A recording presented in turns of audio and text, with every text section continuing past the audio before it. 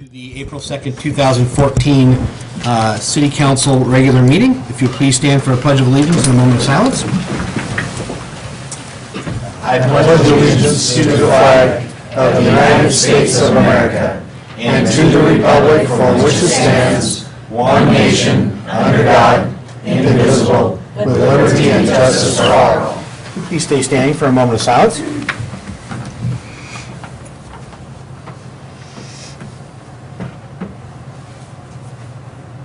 Great. Thank you very much.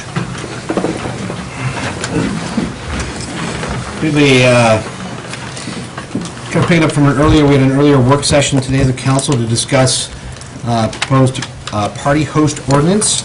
City staff's going to go back and do some additional tweaking and work on that for us. We move into our agenda this evening, so we have a couple of proclamations this evening. First off is the proclamation for National Library Week. Whereas libraries everywhere play a vital role in supporting the quality of life in their communities, and whereas our nation's school, academic, public, and special libraries make a difference in the lives of millions of Americans today more than ever, and whereas librarians are trained professionals helping people of all ages and backgrounds find and interpret the information they need to live, learn, and work in a challenging economy, and whereas libraries serve as crucial technology hubs for people in need of free web access, computer training, and assistance finding jobs and resources, and whereas libraries are part of the American dream, places for opportunity, education, self-help, and lifelong learning, and whereas libraries is up nationwide among all types of library users, continuing a decade-long trend, and whereas libraries, librarians, library workers, and supporters across America are celebrating National Library Week. Now, therefore, I, Brian Hodson, by virtue of the authority vested in me as mayor of the city of Canby, do hereby proclaim April 13th through the 19th, 2014 as National Library Week, and call upon individuals, schools, churches, organizations, and business establishments in the city of Canby to visit the library this week to take advantage of the wonderful library resources available at your library. You belong to your library. Is there anyone here from the library? Not seeing that, so Amanda, I'll pass that one down to you. Sure. Thank you. Thank you.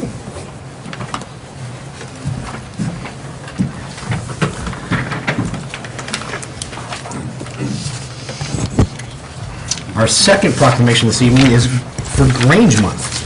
Whereas the National Grange of the Order of Patrons of Husbandry is celebrating 146 years of service to America, and the Oregon State Grange will celebrate 141 years of service at their state convention this June in Redmond.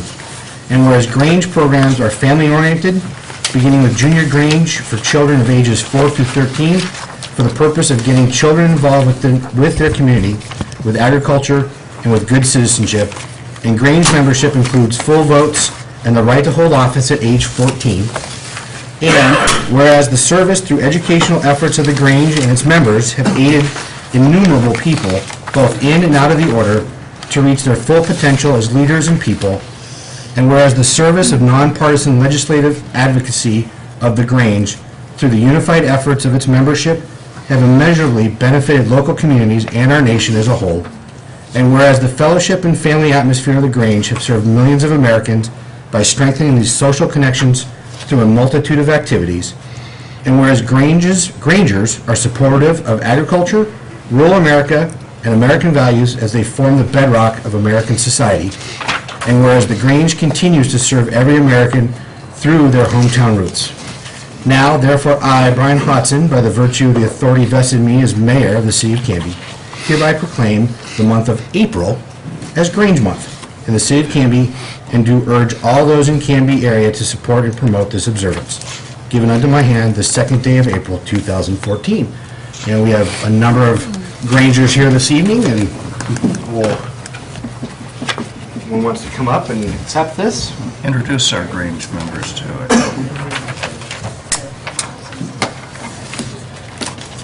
Thank you very much. If you want to introduce the Grangers and our our special Young Ranger here. Yeah, absolutely. Oh, I'm on the spot. You are on the spot.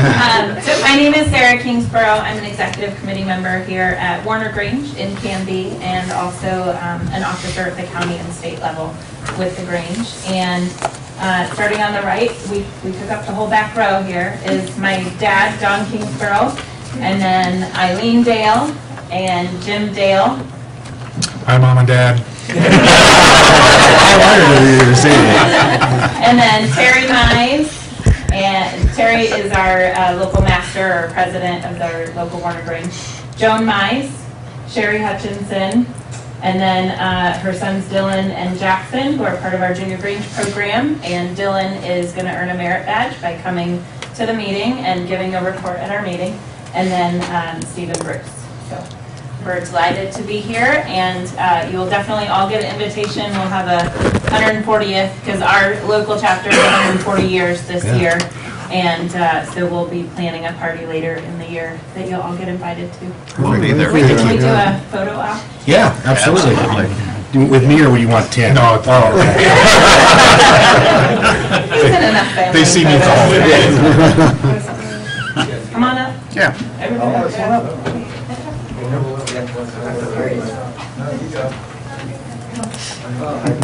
The fight over who takes the picture. So you're in the leadership program as a teenager? Congratulations. How did you see her here in front? Did you think that? Boy Scouts, yeah. Grange? Okay. Leadership, young leadership. I was not participating in the Grange stuff. My child, the leadership programs were kept very close. So That's good. Thank you, Jim. I was a bluebird. Brian, could you step out of the way a little bit?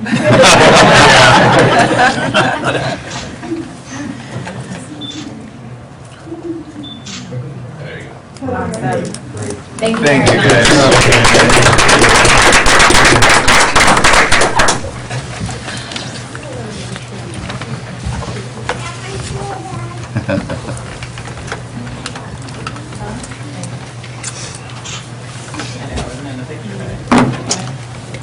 All right, our final proclamation this evening is Child Abuse Prevention Month.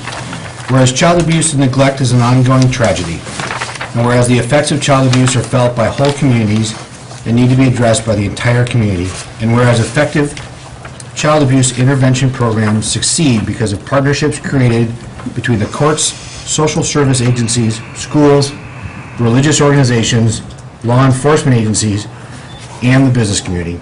And whereas all citizens should become more aware of child abuse and its prevention within the community and become involved in supporting parents to raise their children in a safe, nurturing environment.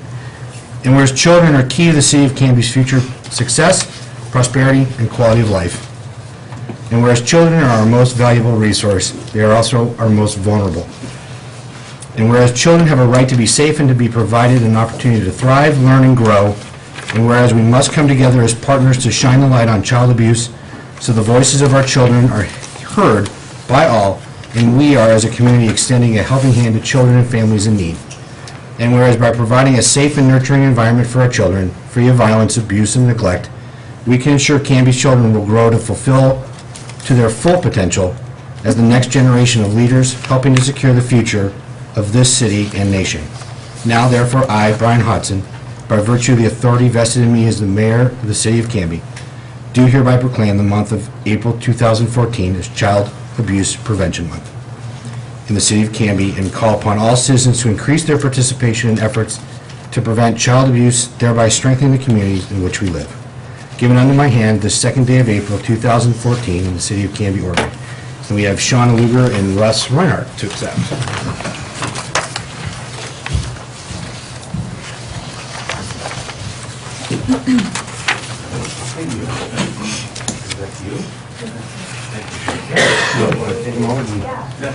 Absolutely, please.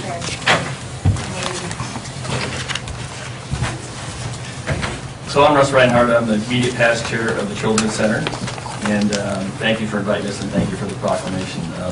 We know it's a big commitment in a meaningful way for us, but it's also for Canby. We saw over 23 children at Canby last year which we think is underreported. We wanted you to know that. We know that 1 in 10 children have been sexually or physically abused in the state of Oregon. We think that's what we know, so we think that's an underestimate of what's happening in our world today. According to the Department of Human Resources, nearly 20 children are killed every year in the state of Oregon alone due to abuse or neglect. Despite these numbers of epidemic proportions, experts estimate that only 10% are actually reported. And that's why we're asking for this proclamation, and we're proud of you for doing that. So I know you joined us in being part of that solution. We thank you for being here tonight. And Sean is going to talk a little about the center, what we do, and then I'll close out. So at Children's Center, we're the Child Abuse Assessment Center that's designated to see Clackamas County kids, and that of course includes Canby. We see kids who are suspected victims of physical abuse, sexual abuse, neglect, drug endangerment, and witness to violence. And we provide them with a head-to-toe medical exam as well as a forensic interview that's all recorded and used for prosecution. It's also used by the defense attorney to see if they have a case, and by law enforcement and DHS to determine how they continue to keep that child safe and the community safe. In addition to Canby's kids, we actually see upwards of 500 children every year.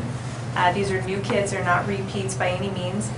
Most of the kids that we see are little girls under the age of 7 for concerns of sexual abuse. That's a predominant referral rate that we get. And we know, though, that there's so much more to be done when it comes to this work, which is why this proclamation for this Awareness Month is so important to us. It means something like the kids that we see at Children's Center, like a girl named Sarah who actually recently had been sexually abused for 10 years. She walked into her local mall, walked into a department store, went up to a store clerk and asked them to call law enforcement. She was simply tired of being sexually abused. She'd been pulled into the sex trafficking trade. And we saw that child at Children's Center. And all she truly wanted at the end of the day was just a place to call home, a safe place to call home. So that's the kind of kid that we see at Children's Center. That's the kind of work that we do at the center that we feel is so valuable. And ultimately, the message that we try to convey is that little girl is way beyond needing any of our sympathy. What she needs is action. She needs people who are here to see her when she's ready to share her concerns or her story at Children's Center. She needs people to respond to this issue and to not look the other way. So we appreciate your willingness to be leaders to girls like Sarah, this little girl I just told you about, and to other kids, including Canby, and really pursue opportunities that we can spread awareness and we can get in front of this issue. Thank you, Shauna. So again, Sean's going to pass out some materials that have some hotlines and so forth, but I just want to thank you for your proclamation of Child Abuse Awareness Month. You know, it really doesn't stop there. It's a 12-month, 24/7, 365 days a year problem that we have in our communities that we talked about. So I would just, again, thank you, but I want to leave you with a thought and a couple questions. So 1 in 10. Think about that for a minute. If you had 1 in 10 kids get sick from your water supply, would you do something about it?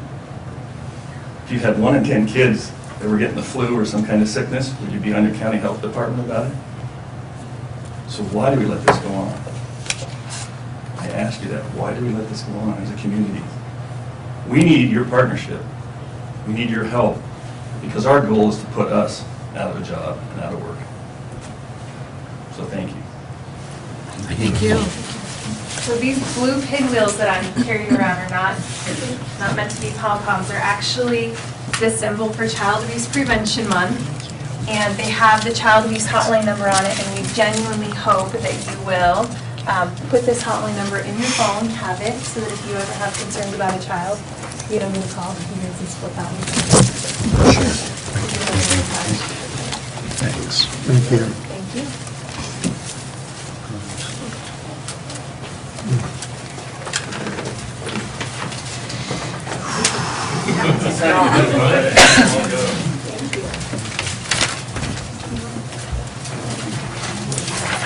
Mr. Mayor.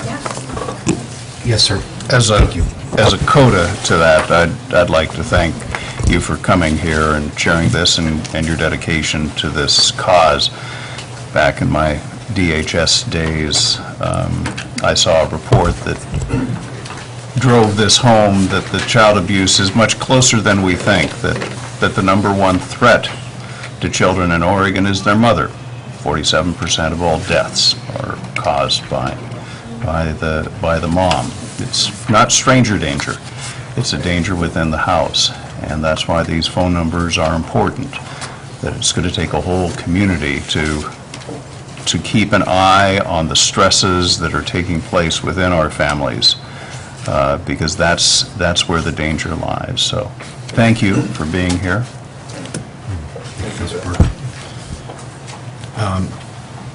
Yeah, 1 in 10 is a pretty scary thought there for us.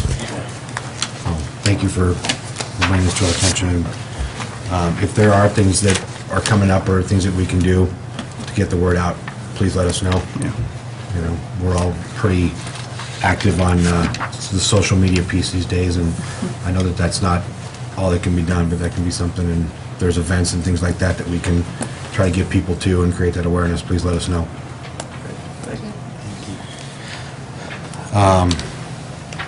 Moving on the agenda, the communications this evening. None? Okay. Our first opportunity for citizen input and community announcements. If generally there's yellow cards there up front. If there's anybody that's dying to make an announcement or come talk to us, feel free. Now would be the first opportunity to do that. Okay. Put your finger. I'm seeing Miss Matilda Dees, please. Actually, I just want to take the opportunity to let people know that at Canby Community Park on this weekend, on Saturday, they're having Wilderness International is organized at for the Canby Christian Church for volunteers to come down and work in the park and do a lot of weeding and cleaning and planting in the native plant sanctuary and also in along the creek. And also Wilderness International, I just wanted to give them a shout out because they've been just doing really great work at Community Park and building the trails, and they put an aerator in the pond and they're working on doing some improvements around the pond to make fishing a little bit more enjoyable experience for families at the park. So just want to let people know it's from I think 9:30 to 12:30 if you want to stop down and pull some weeds. And that's on Saturday? I'll be there. Thank you, Matilda. Thank you, Yeah, Matilda. Wilderness International. Did I say that? Is that? No, Sunday. Sorry, I gave Oh, you the wrong Sunday. date. I'm thinking 6th. My mind is on the wrong date, so it's Sunday. 9:30 to 12:30 on 12. Sunday. 9:30 to 12:30 on Sunday at Canby Community Park. Okay. Thank you, Matilda. Yeah, Wilderness International, a local nonprofit group that their main focus is environmental conservation through service and whatnot, and they do a lot of outreach to local and the county youth workforces to improve parks and things around that, and they are working on the Canby Community Park, and as Matilda said, adding some new pumps and trying to improve the pond down there for summer activities. So thank you, Matilda. Any other new announcements or anything? We'll move into mayor's business. I don't have much. Hope everyone had an enjoyable spring break at home and here in the audience. Tomorrow evening, I have myself and Councilor Hensley will be attending the C4 meeting, which is the Clackamas County Coordinating Committee meeting. And one of the apparent hot topics is road funding issues that there might be some potential cuts at a federal and state level that would impact Canby, and so I know that myself and Councilor Hensley will be there rattling sabers and trying to hold on to that as best we can. First Friday is this Friday. Please come downtown. Lots of activities are planned, and businesses will be open a little bit later for shopping and carousing. I will be over at the Place to Be, hanging out, as just be available, answer questions, and sampling new lemonade. So I'll be, I think, donning an apron, I think Pam said, and sampling their wares. Also, final piece, the Canby Herald has put out the Let's Get Acquainted. It's just a business advertisement for local businesses, so they are around town, so please stop by local business, pick one up, and just kind of get to know some of your local businesses in the area. And that's all that I have. We will start We'll go ladies first this evening and start with Councilor Hensley. Thank you, but I'll pass. Like I said, I'm going to the C4 meeting tomorrow. I plan to attend First Friday as well. Been Okay. busy getting voters pamphlet things Yes. submitted on time. Thank you. So that being said, that's Would you- what the focus was. Would you care to elaborate on that since you've brought that up and the efforts that have gone on with that? Just a synopsis of what we did last week. I think the action that we've, taken as a review piece for those at home and here that may not know where we're at with that. Well, I can certainly summarize put you on our the spot there. activities. No, that's fine. No, I'll summarize our activities. If I miss something, then Councilor Dale will fill in when it's his turn. But about a week or so, about a week and a half ago, Councilor Dale and I, on the fly, in record time, formed a PAC. It's called Civic Leaders for Civic Center. And we had to do this to be able to, as a council, pool our funds to submit the voters pamphlet statement for the library measure coming on the ballot in May 20th, measure 3-436. And it's our argument in favor and support of that measure. And because we aren't going to be allowed to, nor would we want to, use city staff time or city funds, we needed to do that on our own. And the Secretary of State requires us to make a PAC to do so. So that was what took up our time, getting that done. And I say, we did it in record time. 2 hours. Got it all submitted, so you'll be seeing that in the voters pamphlet. Well, I want to thank you and Councilor Dale for hustling and getting that pulled together and for the council for coming together to support that and get the statement in time for the ballot and to get it out to the voters. So thank you all for that. I really appreciate it, especially you two. Thank you. Absolutely. Councilor Coleman. Well, Mr. Mayor, since we last met, I had my 50th birthday. Oh, happy birthday. Happy birthday. Had laser eye surgery, so these are just readers I'm adjusting to. And tomorrow evening, there will be a Canby Rodeo meeting, and that's where I can kind of get up to date on the Canby Rodeo and what's going on at the fair, so I'll share that with the group. On Friday, we have our traffic safety meeting, and then this next Tuesday, I'll attend the library board meeting. That's all I have. Great. Thank you, sir. Mr. Mayor, attended the kickoff meeting of the Audit and Financial Oversight Committee that some will recall we just formed for this city, and the council can look forward to seeing the work products of that committee coming its way. Canby Utility Board did not have a meeting since our last meeting, so no report there. We'll catch you next time. And while Councilor Hensley and I just did the mechanics of getting an argument in favor of the measure churned in, I want to thank Councilor Parker for doing the hard work of writing the measure. Absolutely. Thank you, sir. It was most wonderful, and it was a delight to turn that in. Thank you, sir. Thank you, Tim and Tracy. I was out of town during the deadline, so I wasn't able to do the mechanics, but boy, you folks turned that around in amazing time. And again, I'd like to point out to the community, for those who may still have a suspicion that in fact the council is reaching into its own pockets and pulling out money to pay for this. And so we are, I guess as my mother would say, there's two ways to show you mean something: nod fiercely or actually put your money on the table. And we did that. We put a measure on the ballot, and out of our own funds, we're causing that to get some publicity. So thanks all around on that. Last night, I attended the Bike and Ped Committee meeting, and it was a very profound moment.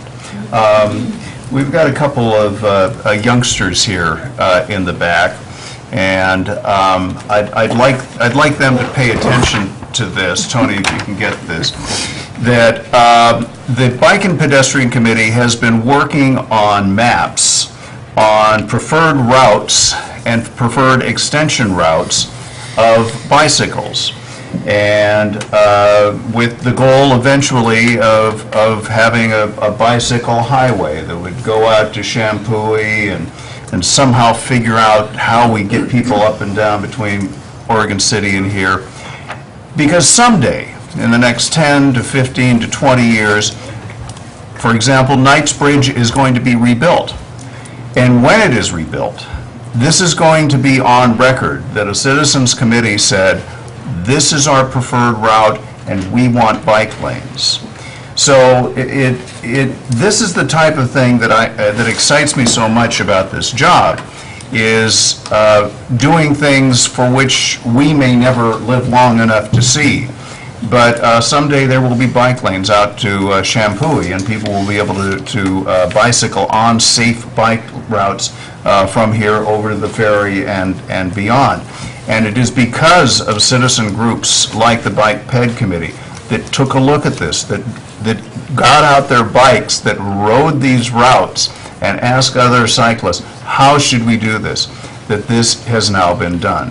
So it's not something we'll see tomorrow, it's not something we'll see next year. But by the time these kids are older and maybe taking their kids on bikes, because of the work this year by the Canby Bike Ped Committee, there will be a bicycle highway. We have nothing to report this time. Okay. Thank you, councilors, very much. Appreciate it. Moving into the consent agenda this evening. Mr. Mayor, I move for approval of the minutes of the March 19th, 2014 City Council work session and regular meeting. A second.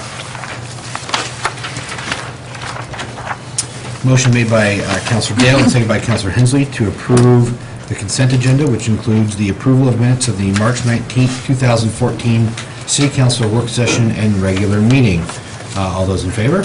Aye. Those opposed? Passes 5-0 this evening. Okay. Moving into resolutions and ordinances. The first item we have is Resolution 1186. This is adopting the 2014 revised version of a document entitled Canby Area Transit, City of Canby, Americans with Disabilities ADA Plan. Thank you. Turn it over to you, Amanda. Just a reminder that this is just a resolution that will come to you annually by the requirement of the Public Transit Division requires any transit systems to update their report with any changes that they have, or to report that there are no changes. So this year, the changes are fairly minor. The address change of the location of the transit office, the monthly price reduction, updated application, and some schedule and document changes. Perfect. Good, pretty standard housekeeping item for us this evening. Comments, questions at all? No? Okay. I'll take a motion. Okay, Mr. Mayor, I'd like to move that we adopt Resolution 1186, adopting the 2014 revised version of a document entitled Canby Area Transit, City of Canby, Americans with Disabilities ADA Plan. Thank you, sir. A second, please. Second, sir. Thank you. Motion made by Councilor Ryder and seconded by Councilor Dale to approve Resolution 1186, adopting the 2014 revised version of a document entitled Canby Area Transit, City of Canby, Americans with Disabilities ADA Plan. All those in favor? Aye. Opposed? Passes 5-0. The next item we have is Ordinance 1397. This is before you for second reading. It's authorizing a contract with Eagle Elsner, Inc. in the amount of $471,891.50 for North Juniper Street and Northeast 9th Avenue roadway improvements. Okay, so, yeah, kind of revisiting this piece for us, but big road project for us. And again, I had 14 different bids on this one, and Eagle Elsner won this out, so there'll be Amanda, I think we asked this last time, but the start date, do we have a projected start date? Maybe in here, I apologize. Before July 1st. Okay. Perfect, thank you.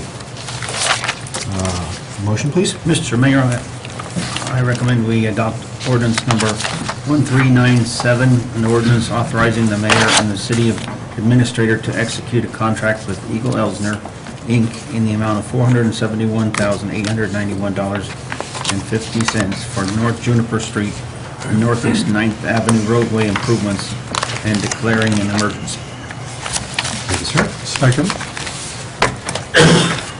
Motion has been made by Councilor Coleman, seconded by Councilor Ryder, to approve ordinance number 1397, an ordinance authorizing the mayor and city administrator to execute a contract with Eagle Elsner, Inc. in the amount of $471,891.50 for North Juniper Street and Northeast 9th Avenue roadway improvements and declaring an emergency. All those in favor? It's a roll call vote. Oh, I'm sorry. I made note of that, Kim, thanks. Counselor Hensley? Aye. Counselor Coleman? Aye. Counselor Dale? Aye. Counselor Parker? Yes. Counselor Ryder? Yes. Passes 5-0. Okay, moving into new business this evening. First up is the Memorandum of Understanding 4 with Canby Livability Coalition. And I think we have a couple of people here for that this evening. Okay, How are you? I'm doing fine. Good. Mr. Mayor and the council would like to just bring you up to date. You know, we were here last December to reapprove this MOU between the city and Canby Livability to continue the development of the park land that's currently on the corner of Hawley and Territorial. We had a couple of things that came up in that last meeting that delayed us a little bit. One was to confirm that the original, or the MOU previous to this one included a statement saying that we needed to make sure that the plan for the park there was part of the Park and Rec master plan. Subsequent to that meeting, Greg Ellis sent us some information from the final report of the Park and Recreation System Development Charge Study dated January 2013, which does include the land at that corner. Excuse me. So that resolved that one, so I actually removed that whole paragraph that included that requirement, so that's no longer in the current MOU 4 presented. The other thing that was brought up was not directly related to the document itself, but Councilor Hensley asked about our relationship with the Canby Arts and Action Alliance Committee. And since that time, we have developed a relationship with them. Jamie Stickle and Joe Marie Wiles have been communicating with each other, and we actually have Jamie scheduled to come to our next meeting to further that alliance and how we can work together to develop this. So based on those two things being resolved, we're back to you to ask that you do approve the MOU 4, and so we can continue forward on the project. So any questions or comments? Mr. Mayor. Yes, sir. I'm going to support this heartily. I think this is a great project. Sometimes things take longer than you initially hope, but in the end, it's going to be a great thing. One of the downsides of you coming back to us each time is that we continue to have more ideas of people for you to liaison with. And today, my suggestion is the City Bike Committee that I was talking to them about the park. And they noted that it is right on the trajectory of what they are hoping to encourage additional cycling from the Canby Ferry into town. So they would look forward to a meeting with you as well to talk about the possibility of any sort of wayfaring signs, any sort of accommodation for cyclists. But they see that as a prime cyclist spot there, right on that corner. So that would be the other suggestion, and that you can coordinate. The staff person isn't Jamie, but she can put you in touch with the correct person. Thank you, Mr. Parker. We have actually had contact with members of the Bike and Ped Committee last fall sometime, I think like October, November. They attended one of our meetings and we started discussions, and we do plan to continue that relationship, and we actually saw that as a real positive in a couple ways. One is just working together with them and doing that because it is on your routes, as you mentioned. But secondly, it helps us in that the more things that we can show as community commitment and so on, and when we go out for grants, that's all positive for us. So we look at it as a win-win. So we will continue that. Thank you. Any other comments or questions? No. Kim, is this just a consensus? Oh, excuse me. So, Mr. Mayor, I move to have the mayor sign the Memorandum of Understanding number 4 with the Canby Livability Coalition. I second that. Motion's been made by Councilor Dale and seconded by Councilor Parker to have me, the mayor, sign the Memorandum of Understanding number 4 with the Canby Livability Coalition, which I will gladly do if everyone's on board. Everyone on board? Everyone is on board. Great. Anyone opposed to that? All right.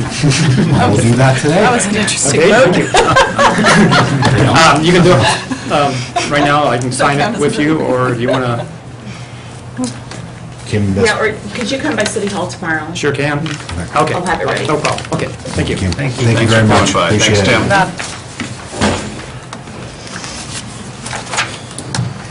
Tim. Next up on the new business aspect is the discussion regarding banners over Highway 99E, and I believe we have Matilda here to speak to us about that.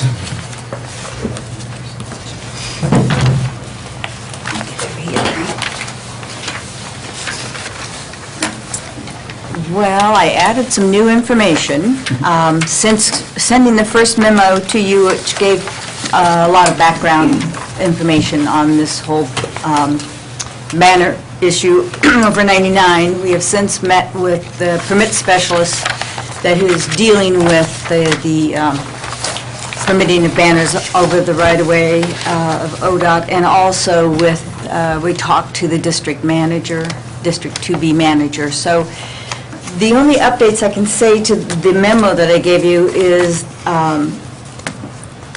there are some concerns with the existing fence and little rings that are welded on there that were put up there after the bridge was, well, right after the bridge was painted.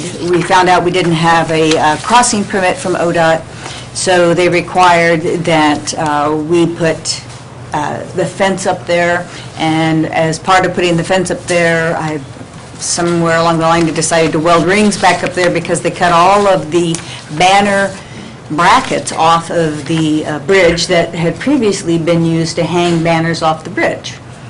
So the banners that were originally hung off the bridge were like 40 feet wide by 4 feet tall.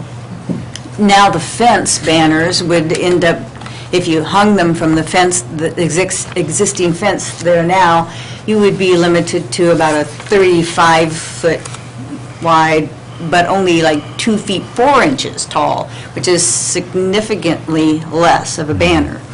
So when we went out and looked again, we started talking about wind load requirements and engineering. We went out with our engineer, and our interim city administrator was out there, and we met with also our lead public works person, Jerry Nelsing, and we were brainstorming. We've been brainstorming for some time about how we could create a banner system that would do a couple of things. Make it, number one, make it easy for our staff people to go out there, public works staff to go out and actually hang a banner if in fact we move forward with reinstating the banner program. And number two, how do we keep vandals from getting up there and messing with them? Because we have had an incident or two where they've gotten to the banners and there hasn't been any accidents. Fortunately, it fell on the roadway. But, so we came up with all sorts of solutions that none of them were quite perfect. But this last brainstorming session, I think we came up with a pretty good idea. We haven't got any diagrams for you. The little picture that we, Amanda, I'm going to blame her for that picture. She took that picture just so we can show you where the banners, the little fence where the banners currently could be hung, which they haven't been hung there since like 2006, by the way. And where we are proposing to put the banners is back on the face of the bridge on the side toward Oregon City. So the rationale for that is that people will be coming into the city and just entering Canby there, and that would be a good place to put event information, as opposed to on the other side, which people are kind of leaving already to kind of miss the events. So I think that's the original rationale for that being there. There are some real advantages for putting it on banners on the face. The primary one is that you can get a larger, we have 4-foot banners again, so they'd be more visible, plus they less wind load on them, because up on the cyclone fence, the wind really tears them up. So if you put it next to the face of the bridge, you can actually secure them, and one of the means that we have talked about doing that to prevent vandalism and make it easy for staff to actually access this is to kind of take the fence, the 40-foot of fence that's up there now in that section, and put a new fence, like a rolling gate, that could be locked but also opened, so that staff could access the actual face and put new brackets there and then secure them and have a little bolts down below to tighten it up tight so they can't flap. And then you put the gates back and lock them so nobody can get to the banners. So that would greatly reduce any ability for anybody to go up there and monkey around with the banners. And it would be a better situation. However, the cost of that is not cheap. We don't have official estimates, but we have guesstimates after talking with our contract city engineer that it would be somewhere between $10,000 to $15,000 to actually put the infrastructure up to make that happen. The alternate would be to leave what's up there now, but ODOT is not very happy with the system that's there now, and we would have to seek approval for them to allow us to put banners on that chain link fence, and we really don't have any way to protect that from vandalism right now. So there have been discussions if that is a more attractive alternative. The only way we could think of making that less prone to vandalism is to actually try to fence it off. That means like put a little box around the fence that's there, fence the fence, kind of. The problem with that is it looks sort of ugly, basically. And it also, a lot of people walk. If you're up on the Logging Road Bridge, you kind of walk in those little aisles along the bridge and kind of watch as you walk over. That would sort of preclude people from doing that.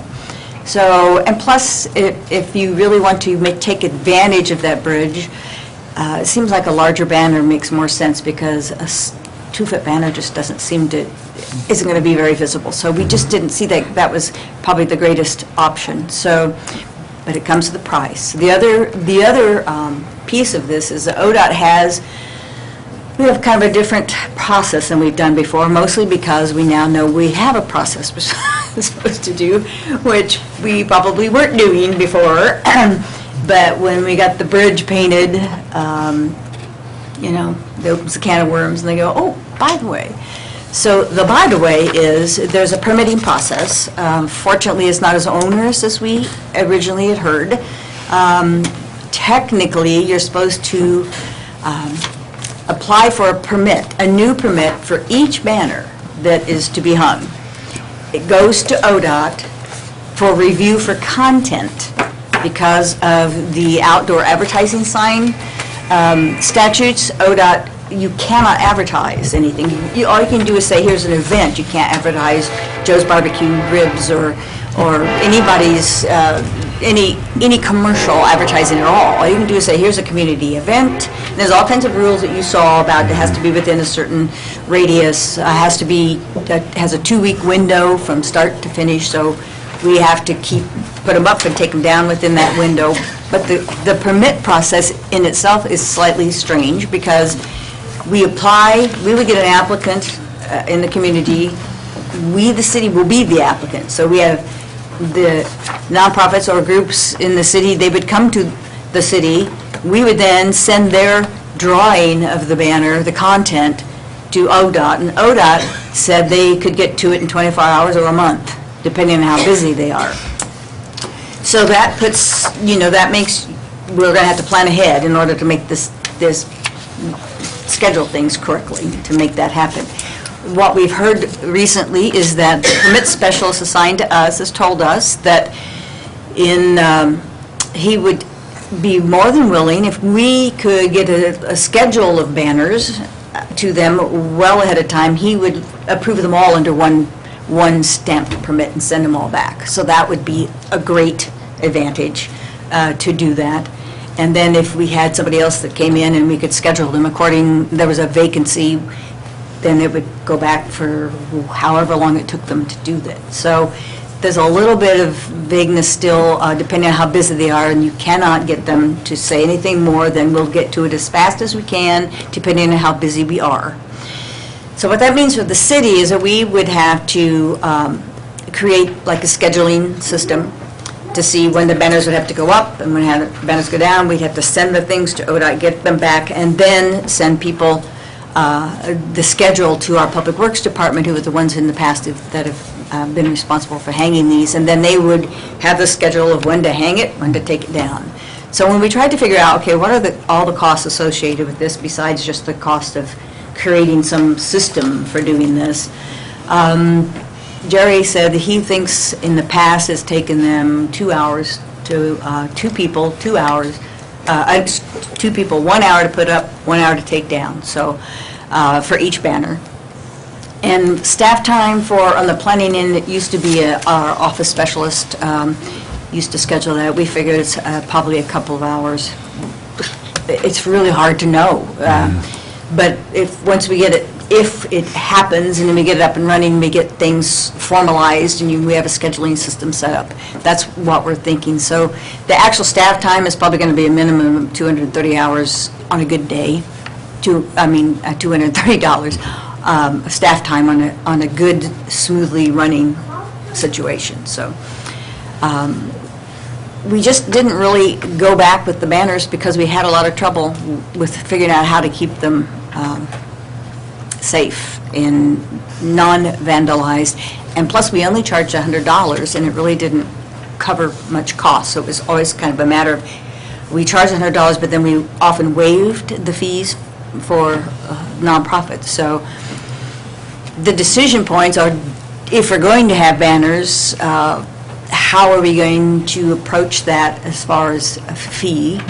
How are we going to approach hanging them? Because right now, it seems like we got about two options. The existing one, and maybe try to vandal-proof it a little bit and tell people that's what we have to do, or we go and we invest in a sort of a bomb-proof system that makes it easy for staff and safe for staff to hang it and actually really roll this out there and maybe try to recoup some of the actual costs with the permitting fees.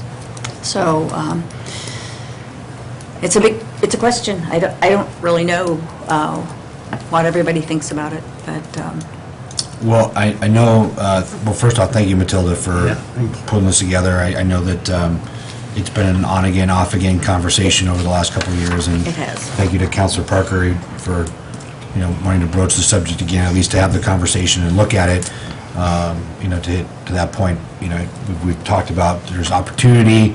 We see other communities, Oregon City does that along their route. I know Westland, Lake Oswego along 43 does those things, and we thought, through conversation, Councilor Parker made the point, are we missing out on letting our own community and those coming through know of events that we have going on? And so, there's an option that we hadn't talked about because we're kind of so focused on trying to figure out how in the world we can do it on the bridge, because that became sort of this issue.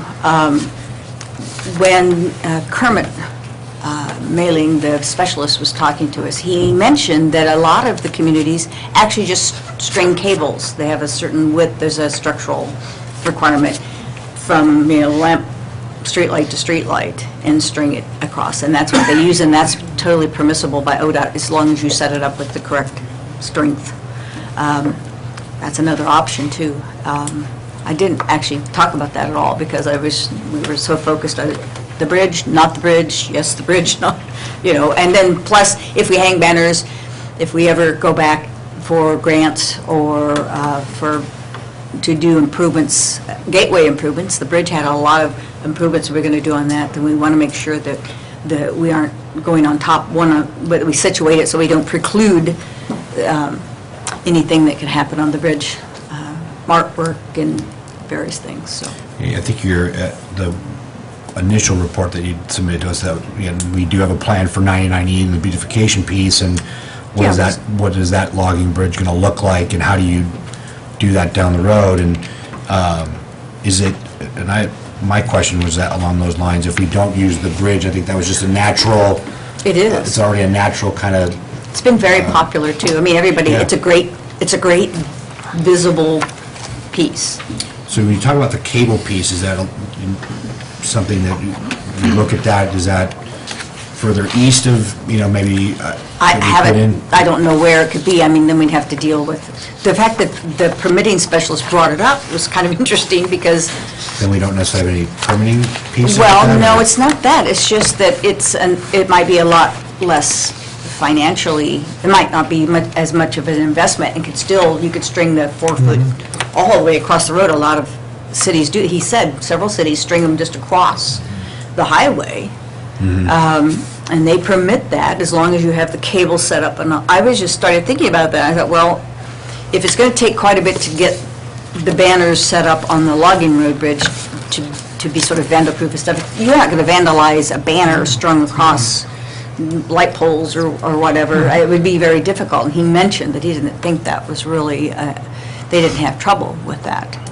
It was just another option. I just sat there thinking about it, and I thought, I haven't looked at that at all, but, we talked to our finance director about funding sources for the logging road bridge, and it looks like kind of limited. She wasn't comfortable with like street funds being used for it, so it's back to either general fund monies, Main Street stuff for urban renewal or economic development, but those are kind of the pots of money that would be out there that could fund that sort of a thing. So, but it's a pretty significant investment. I appreciate you looking into the funding pieces. Any questions or? I have just two questions about the ODOT permitting process. One, is there a fee from ODOT for Nope. that? Really? The state's going to do something without a fee? I'm Absolutely surprised. free for however many permits. They are mandated to make it free, by the way. Okay. They let me know that. Free is a good price. They said, we can't charge you. I'm like, Okay, wow. my second thing regarding the same process is it's a review for content. My question is if you have a recurring event, say General Canby Day, it's going to be the same content with just a different date. Does that have to go through the whole content review again, or can we just Probably plug not in the new date, content put the thing review, up? but you probably have to just get, I could ask the question, I assume that it would be fine once they stamped content, and if nothing's changed, that wouldn't be an issue. Exactly. It'd matter about 24 us hours about per month. hanging it up, would still be there. It still costs to go I have understand that, staff. I'm just thinking about the time frame of, gee, we have to Yeah, they hang the send same it out for banners and review nothing again, and they're changes. busy that time, and it takes them a month instead of the 24 hours. If it's the same content, I'm just wondering if it has to go through that process again. I would assume that once they see it and nothing has changed, then that banner is good to go. It would just be, then we have to just mind all the other issues with make sure that insurance, make sure the time frame is up and down in 2 weeks or whatever. Sure. And I don't know how actually they audit any of this, by the way, but I'm not going to go there. Yeah, I was just thinking if all you're changing is the date. I can't then might imagine not it would need be a an review. issue. I'll verify that.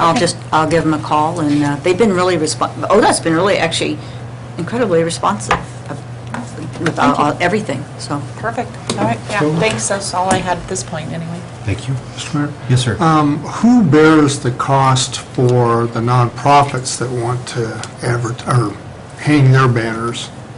What do you mean, who bears the cost of what? Is there there's a fee for those that want? The city currently we have a fee that we haven't been hanging banners since 2006. It's a $100 fee for the city, and then we have just hung them. So whoever the entity is that wants us to hang a banner for them would have to buy their banners and then have to have insurance. Okay, so the nonprofits would have.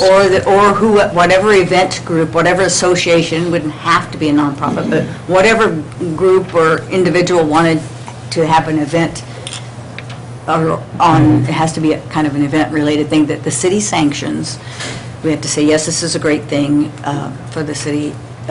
They would have to buy insurance, prove to us that they have insurance, and we have to have insurance policy that names ODOT. I mean, it's a little bit of because if anything happens, ODOT comes to the city. They don't want to deal with any third party. We have to deal with the third party. So that's kind of the Trail of Tears, I think. Thank you. Yes, sir.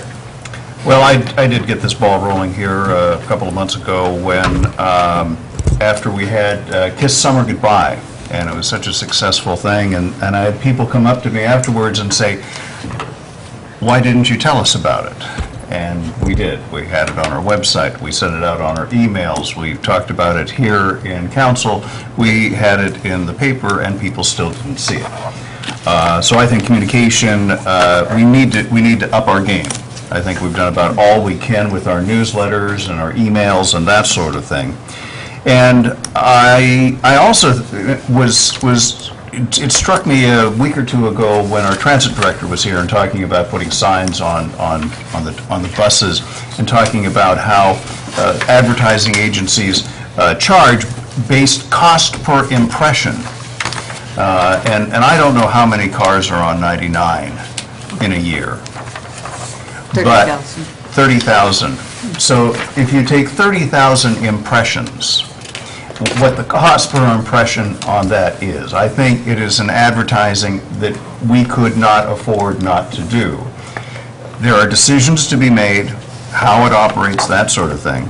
But I would ask the council, the main question tonight is, should we keep considering this? Matilda was able to come up with some new information today, and if it pleases the council to continue having staff do some additional research on this, on the cables, the new cable concept, where are the poles, who has them, what it would take to do. That's the whole different animal. But Cost of installation, I don't know if we have a cherry picker, we have to use the one from Cub.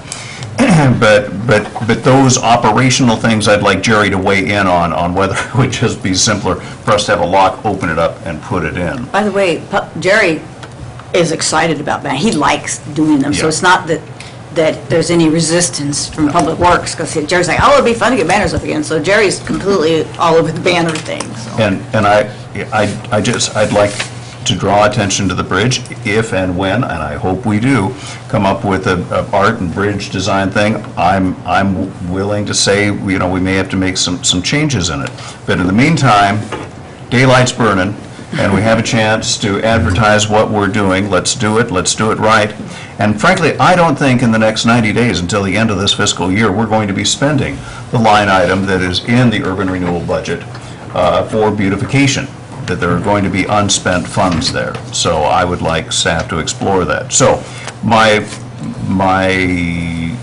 request and encouragement to my fellow councilors is to support staff continuing with their investigation of this. Because if I could add that 30,000 figure you gave, that's per That's day. a day, Yeah. yeah, sorry. That's a lot of Said folks. year, it's a day. All right, well, that's pretty cheap impressions then. The other thing I think that Jerry wanted some direction on is that if we wanted to get the cost figures down a little better, he wanted for the solution that he and Kurt and all of us kind of came up with, he would go ahead and then have something drawn up and to share with council. He just didn't want to do it if he didn't think there was any interest in doing it. But he's willing to go ahead and have Kurt work on that, and then we could show that to you and see what you think about it. And then in the meanwhile, I could go back to the permit people and say, okay, where are these cables? And we can talk to the communities that have them, see if they actually like them, if they have any problems with them, do the full meal deal and see how the communities are doing that. Maybe it isn't cheaper. It seems like it might be. The fact that he suggested it makes me think that there might be reasons to look into it. But in any case, the library bridge is a wonderful canvas for something. I was just going to, I agree. I think from a canvas standpoint, that's great. The cost piece obviously is a little, that might be something we look at. Maybe that's something as we, in the interim, it is the poles with the larger gauge cable, further towards Sequoia, Yeah, maybe that's not that much cheaper. I don't know. By the time it's all said and done, we might still be into that. We need to find out if in fact $8,000, there are you know? two poles parallel to each other on the same stretch of highway, and I don't think there are. Well, and that's, I mean, we may, that might be the further conversation, We don't- is do we install One those part of poles? the Might be a poster, short one- research yeah. project if there's no Well, poles. and can we install poles? I'm there. sure we could, but, yeah. Maybe we should find out how much. We'd have to, Well, of course. Yes, Councilor Coleman. Oh, I was just gonna say, I think my thought would be to have them come up with their three best ideas and what those three best ideas cost, and I would think that you could create some bracketry on the face of that bridge and run your cables just parallel to the face, so you're not having to go from one side to the other side. You've already got the structure, you just need to build the brackets and put in your cables and have your locking system and. I think that's kind of what the system is that Jerry is suggesting now. The only difference between, he's talking about a cable on the bottom and stuff to snug it up there, is that the